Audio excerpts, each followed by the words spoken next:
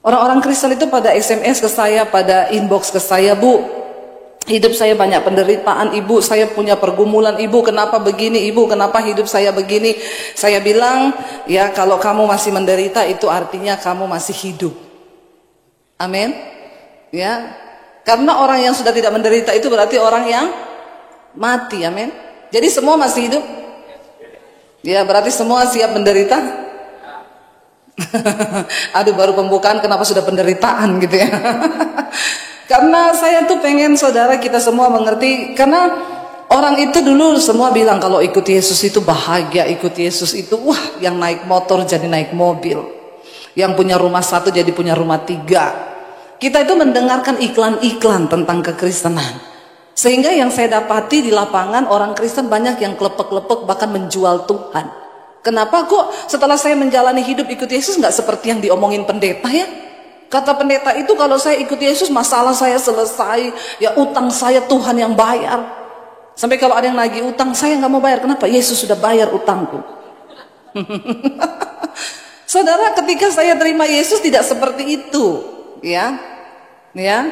Kenapa? Karena Tuhan panggil kita untuk hidup di dalam kerajaan Allah. Apa itu kerajaan Allah? Roma 14 ayat 17 berkata, sebab kerajaan Allah bukan soal makanan, minuman, pakaian, bukan soal rumah mewah, bukan soal mobil mewahmu, bukan soal jumlah depositmu di bank, tapi soal kebenaran, damai, sejahtera, dan suka. Waktu saudara tinggal dalam tiga hal ini, sudah di sorga walaupun masih di bumi. Amin. Ini yang Yesus bawa ke dunia. Yesus datang ke dalam dunia bukan bawa agama Kristen. Jadi tidak ada satupun agama yang bisa menyelamatkan orang, termasuk agama Kristen. Kalau saudara punya KTP Kristen, cuma KTP-mu tok yang Kristen, maka nanti kalau pengangkatan jangan kaget, dompet saudara terangkat naik ke surga. Ya, lalu saudara bilang, "Oh, cuma dompet saya." Iya, karena KTP-mu yang Kristen. Alkitab berkata kerajaan Allah itu bukan makanan enak, ya, bukan soal minuman, bukan soal sesuatu yang sifatnya tidak kekal, rumah mewah, mobil mewah, bukan itu. Kerajaan Allah ini yang dibawa Yesus ke dunia. Yohanes Pembaptis tampil mempersiapkan jalan bagi Tuhan. Dia bilang apa? Bertobatlah, bertobatlah karena kerajaan Allah sudah dekat. Kedatangan Kristus ke dalam dunia itu digambarkan sebagai kedatangan kerajaan Allah. Ini yang Yesus bawa nih, supaya kita yang sudah hidup dalam kerajaan setan di dunia ini dipindah. Makanya kita disebut eklesia, gereja, kumpulan orang yang telah dipanggil keluar dari gelap kerajaan setan masuk dalam terang yang ajaib. Saya pengen kasih tahu dulu sama saudara, kenapa Yesus harus datang ke dalam dunia. Karena ada orang Kristen yang tanya sama saya gini, "Bu, kenapa Tuhan ciptakan setan?" Tuhan itu tidak pernah ciptakan setan. Makanya saudara baca Alkitab supaya Anda bisa menginjil. Amin. Karena Anda dipanggil bukan cuma untuk duduk diam di kursi ini, datang nangis bawa masalah lalu pulang gak terjadi apa-apa. Hello, stop. Saya lihat sekarang ini orang-orang Kristen itu terlalu santai. Hidupnya tiap hari cuma sibuk dengan persoalan dan gak pernah mikir kepentingan Tuhan. Kita ada di dunia ini untuk melakukan kehendak Bapa. Apa kehendak Bapa? Supaya semua orang diselamatkan. Amin. Nah, ada orang Kristen yang tanya, "Bu, kenapa Tuhan menciptakan setan?" Tuhan itu tidak pernah menciptakan setan. Pertama kali Tuhan menciptakan malaikat di surga, namanya Lucifer. Kerjaannya itu memimpin pujian. Lalu dia pengen jadi sama seperti Allah. Lalu Alkitab berkata karena dia pengen sama seperti Allah, dia terbuang. Dari surga dibuang kemana? Ke bumi. Waktu itu bumi masih kosong, belum ada kita. Lalu Tuhan ciptakan manusia serupa dan segambar dengan Allah. Pertama kali kita diciptakan, kita ditempatkan di mana? Di Taman Eden. Di mana tuh Taman Eden? Cari di Google Map. Taman Eden berbicara tentang gambaran surga, the presence of God, kehadiran Tuhan. Ya, manusia nggak perlu kerja di sana, manusia hidup dalam damai sejahtera dengan Tuhan. Lalu akhirnya manusia memberontak dengan dosa yang sama, yaitu ingin jadi sama seperti Tuhan, kayak Lucifer kan. Alkitab berkata dari Taman Eden kita dibuang kemana? Ke bumi juga kan. Berarti kita hidup satu nusa kambangan sama setan. Amin apa amin? Jadi saudara mau cari enak di bumi ini? Hello? Saya pengen buka pemahaman kita nih sebagai orang Kristen. Kita dibuang ke bumi, setan sudah lebih dulu dibuang ke sini, dan ketika dia dibuang, dia membangun kerajaan dan sistem pemerintahannya di bumi. Makanya Yesus berkata, dunia dan segala isinya sudah diberi di bawah kuasa si jahat. Lalu semua orang yang hidup ke dalam dunia ini otomatis ada di bawah pemerintahan setan. Bahkan Alkitab berkata, bahkan sejak dari dalam kandungan kita sudah dikandung di dalam dosa. Kenapa Yesus harus datang? Yesus datang membawa kerajaan Allah. Karena di bumi sudah ada kerajaan setan. Apa itu kerajaan Allah tadi? Roma 14 ayat 17. Makanya jadi orang Kristen itu nggak usah sibuk sama yang aneh-aneh. Saya itu harus gini, harus gitu. Nggak, ini aja dulu dilakukan. Kalau engkau hidup, dan ini kerajaan Allah yang Yesus bawa. Ya, apa yang ada dalam kerajaan Allah? Yang pertama ada kebenaran. Alkitab berkata, di mana ada kebenaran, di situ tumbuh damai. Jadi yang berbahagia di dunia ini bukan orang kaya, bukan. Orang yang hidup dalam kebenaran. Amin. Kalau hidupmu dalam kekudusan enak, nggak ada satupun yang bisa mengintimidasi engkau. Di mana ada kebenaran, di situ tumbuh damai sejahtera. Waktu ada damai pasti suka cita. Nah, kalau dalam kerajaan Allah ada kebenaran, damai sejahtera, dan sukacita, maka dalam kerajaan setan ada apa? Dosa. Kebalikannya ini. Ya. Kalau orang tinggal dalam kerajaan Allah itu ada damai hatinya, dalam kerajaan setan ada galau.com. Nggak damai, galau terus saudara. Ya, lalu karena galau banyak dosa, lalu tidak ada sukacita, marah. Tidak usah angkat tangan. Di dalam hati saja. Ini aja yang jadi tolak ukur. Anda itu benar-benar Kristen yang sudah dipindah, atau masih orang dunia yang duduk di gereja? Karena tidak semua orang Kristen yang duduk di gereja itu anggota kerajaan Allah. Nggak semua. Ada yang datang cuma bikin-bikin panas seperti gereja. Hidupmu nggak pernah berubah. Di rumah marah-marah, tinggal dalam dosa, tidak pernah bertobat sekalipun sudah pelayanan. Nggak peduli. Ukuran dari kekristenan bukan dilihat dari pelayanan kita. Saya mau bilang buat sama yang sudah pelayanan ini di atas mimbar. Saya duluan dimulai dari saya. Karena saya yang ngomong. Bukan jaminan ketika orang berdiri di mimbar ini sebagai pengkhotbah. Bukan jaminan ketika worship leader di sini membawa kita nari-nari, lompat-lompat. Bukan jaminan para pemusik yang duduk di tempat pemusik. Mana pemusiknya? Ada di belakang, jangan ngilang ya. Pemusik itu biasanya sukanya ngilang. Mereka itu orang yang paling dekat dengan mesbah, tapi paling jauh dari hadirat Tuhan. Kenapa? Kalau firman Tuhan sukanya keluar. Mana itu pemusik itu? Oh, di sana untung lu sudah pada bertobat. Kalau tidak saya baptis ulang. Saya rendam 15 menit. Ya, iya, bersyukur di sini pemusiknya taat-taat tuh pada duduk di belakang. Tepuk tangan buat mereka. Ya, saudara, tidak jadi jaminan pelayanan kita. Enggak jadi jaminan jabatan di gereja. Waktu kita tetap tinggal dalam dosa, maka hidup kita nggak ada damai, tidak ada sukacita. Kita tetap dalam kerajaan setan sekalipun kita anggota gereja. Tidak semua orang Kristen masuk surga. Karena itu Yesus berkata, bukan setiap orang yang berseru padaku Tuhan, Tuhan yang akan masuk dalam kerajaan surga, tapi mereka yang melakukan kehendak Bapa.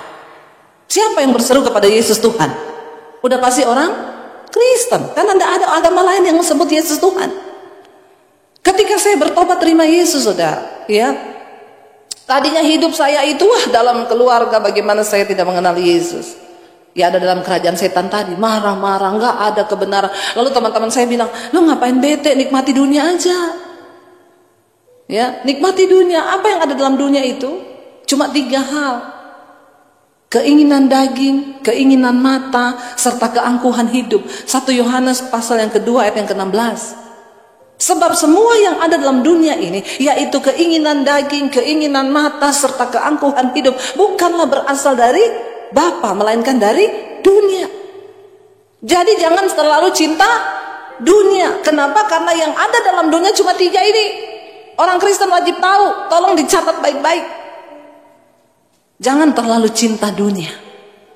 Karena yang ada dalam dunia yang pertama adalah keinginan daging. Semua punya daging di sini? Ya, berapa 1 kilo? Ingat, daging kita ini punya keinginan. Galatia 5:19-21 nanti baca di rumah. Keinginan daging itu telah nyata, percabulan, kenajisan, hawa nafsu, amarah, iri hati, kebencian, dendam, pertikaian, kepentingan diri, perpecahan, percederaan, dan rupa-rupa kejahatan ada di dalam daging kita. Dan barang siapa yang hidup mengikuti keinginan daging, engkau akan mati binasa dan tidak mendapat bagian dalam kerajaan Allah. Tapi saya worship leader loh, emang gue pikirin. Tapi saya pengkhotbah loh. Tuhan bilang, emang gue pikirin, kalau engkau tidak melakukan kehendak Bapa, engkau gak bisa masuk surga. Matikan keinginan dagingmu. Nanti baca itu, percabulan, kenajisan, hawa nafsu, iri hati, kebencian, dendam, roh pemecah belah, itu semua ada dalam daging kita. Barang siapa hidup menurut daging, sekalipun engkau pelayanan, sekalipun engkau ke gereja seminggu 5 kali, maaf, engkau tidak berkenan di mata Tuhan, engkau tidak bisa masuk surga.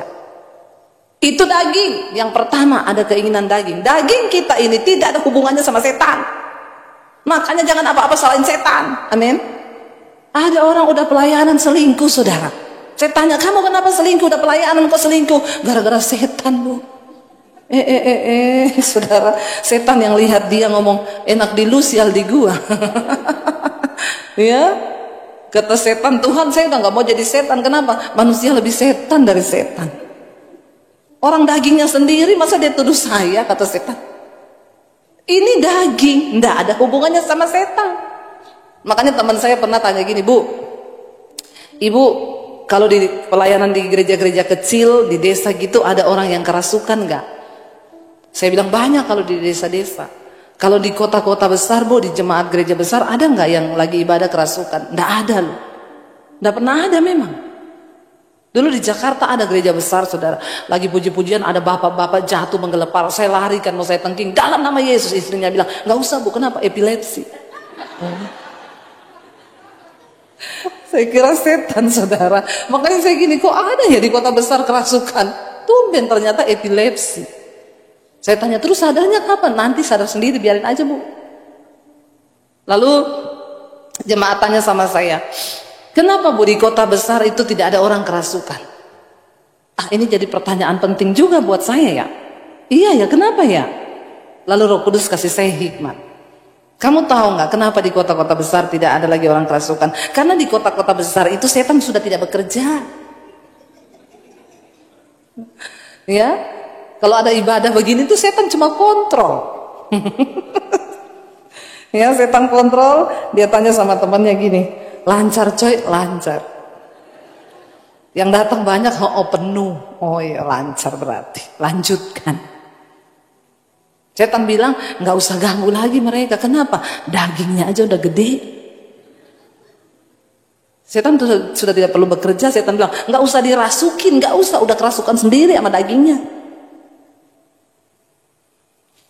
Saya ngomong begini tuh sambil bercanda, tapi sebenarnya dalam. Harusnya Anda mengerti, amin. Sering kali daging kita ini melebihi setan. Saya takutnya setan lebih rohani dari kita. Loh, Alkitab berkatakan di dalam Yakobus, engkau percaya hanya ada satu Allah saja, itu baik. Tapi setan juga percaya akan hal itu dan mereka gemetar. Engkau percaya hanya ada satu Allah saja, itu baik. Tapi setan juga percaya dan mereka gemetar akan hal itu.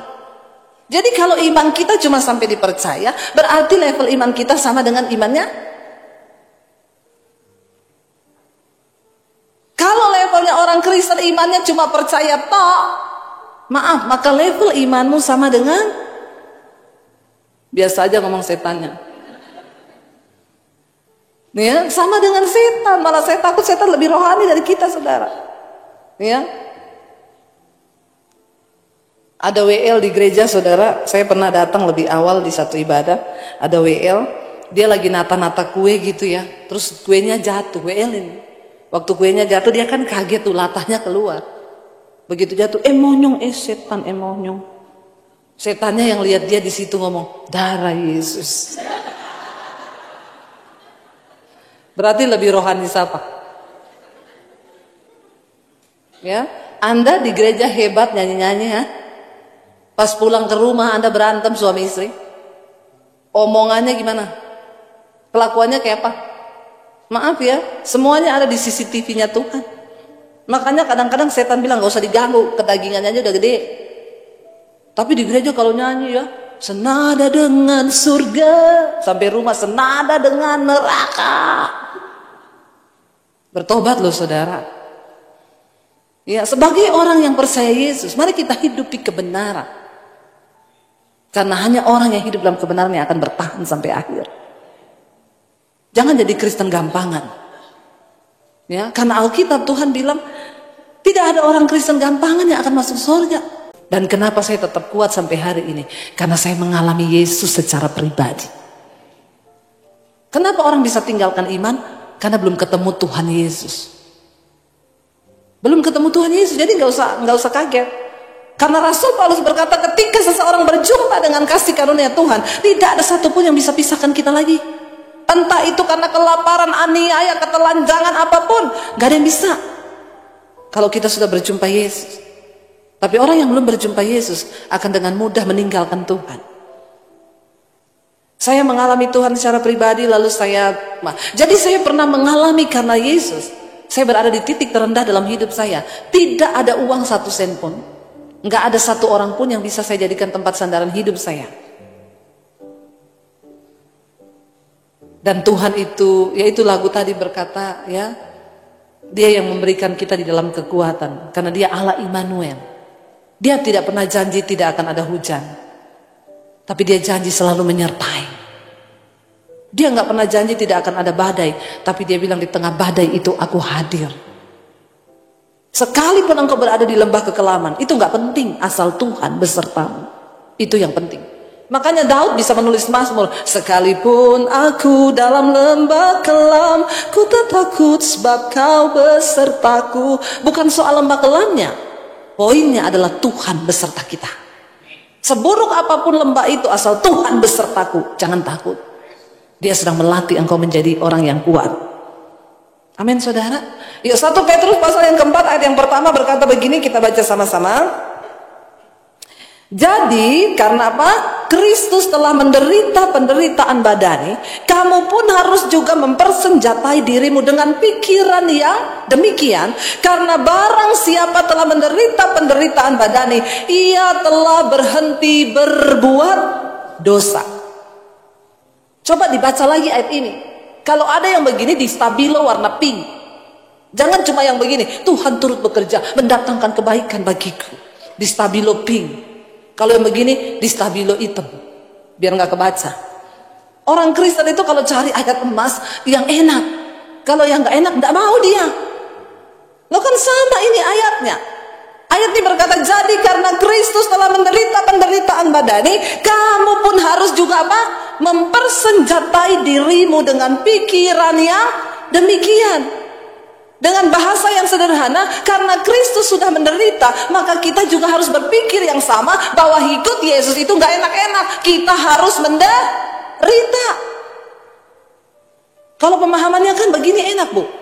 Kita sebagai pendeta, ada jemaat datang, tidak perlu lagi tanya, Bu saya menderita. Saya bilang, baru bangun, selama ini tidur.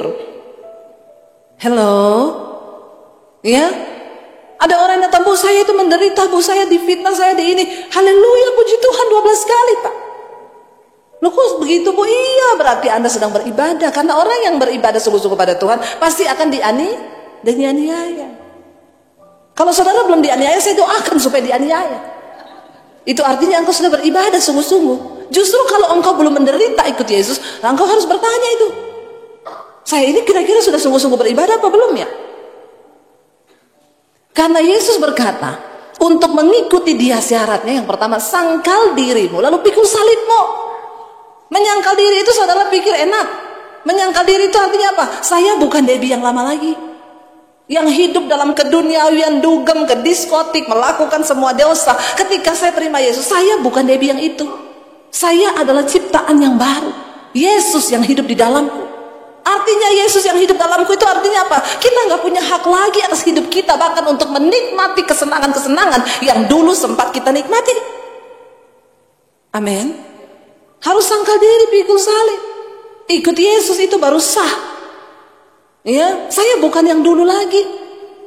Menyangkal diri itu artinya apa? Waktu engkau difitnah, engkau nggak punya hak lagi untuk bela. Amin. Semua yang terjadi dalam hidup kita itu seizin Tuhan. Bapak itu bilang, tapi saya sakit bu, di gereja saya sendiri bu, saya difitnah. Puji Tuhan, haleluya 12 kali. Nah kenapa ibu bilang begitu? Itu puji Tuhan Pak, kalau ada kesempatan begitu, pakai itu untuk melatihmu, memberkati orang yang memfitnah kamu. Karena Alkitab Yesus berkata, doakan orang yang berbuat jahat kepadamu, doakan orang yang memfitnah kamu. Lah kalau orang nggak pernah fitnah kita, bagaimana kita bisa praktek firman? Kalau nggak pernah ada orang yang menjahati kita, bagaimana kita bisa praktek firman Tuhan? Makanya Alkitab bilang, berbahagialah apabila engkau jatuh dalam berbagai-bagai pencobaan. Karena engkau tahu bahwa ujian terhadap imanmu itu menimbulkan ketekunan. Dan kalau dia sudah memperoleh buah yang matang, maka dia akan memberikan engkau mahkota kehidupan bagi orang-orang yang sudah dilatih olehnya. Amin, saudara. Ya, jangan ajarkan sesuatu yang lain kepada orang Kristen. Makanya banyak yang tersesat. Nanti baru hadapi persoalan sedikit udah mau bunuh diri. Ya, baru diperlakukan gak enak sudah mau. Ya, makanya saudara, ayat ini bilang, ayo kita persenjatai diri kita bahwa kita akan menderita karena ikut Yesus juga. Kenapa? Karena kita ada di dunia tadi, kita hidup satu nusa kambangan sama setan. Dan setan sudah lebih dulu ada di sini. Karena barang siapa telah menderita penderitaan badani, ia telah berhenti berbuat dosa. Kenapa Tuhan izinkan penderitaan terjadi dalam hidup kita? Supaya engkau mulai berlatih dan engkau berhenti berbuat dosa. Biarin aja, siksa dagingmu. Amin. Kita kalau difitnah yang tersiksa apa? Daging kan? Yang pengen marah kan? Nggak terima kan? Saya tuh nggak bisa, saudara. Tapi kalau yang fitnah kita anak Tuhan, kita harus merubah sedikit firman Tuhan. Ampuni dia Tuhan, karena dia tahu apa yang dia lakukan, tapi dia pura-pura tidak tahu.